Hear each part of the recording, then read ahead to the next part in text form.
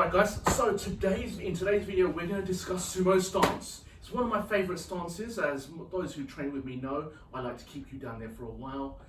It's not because I'm a sadist, not really. I might be slightly, but who knows. Right, so in all seriousness, back to business. Sumo stance, guys. What can we use it for?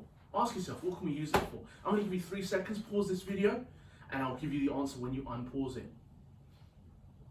You haven't paused it yet, have you? Okay, right guys, so the answer to that question is, obviously if you're being pushed or pulled, that is one of the reasons. So someone tries to push and pull you from the front, pull you from the front, push you from the front backwards, push you from behind. Sumo stance is a great stance to use. Obviously grounding yourself. I would never stand in sumo stance with someone pushing me from this way. I would never do that because it's a bit silly, firstly, and also I'm presenting lots of targets. My groin is open, I'll be kicked in the groin. Not nice. I can be pushed here. My shoulders, as soon as I'm pushed back, push my head back. Not good things, bad things will happen. So, going back to it, with the basics of sumo stance, we're going to look at each aspect quickly in detail so you can refine it and work on it at home yourself. So, with regards to the width, firstly, how far my feet are apart. I look at 2 of my shoulders here, how wide they are. It's normally twice the width of my shoulders, roughly. So from here, I look at my stance. That's about twice my shoulder width-ish there. So what I want to do then, next thing, I want to look at the position of my toes, guys. I want to position my toes. I want to point them towards the corners of the room, 45 degrees. So I turn my heels in. So I'm pivoting on the balls of the feet. That is very important, guys. I'll explain that in another video of why we do that. But right now, pivot on the balls of your feet. Make sure they're facing 45 degrees. The next thing comes to your knees. We want to bend your knees. We don't want to bend them too much because I've discussed this before in classes about the curve. You can bend them to a point where it's strong. And you bend them too much and it begins to get weaker. So make sure you don't bend them too much.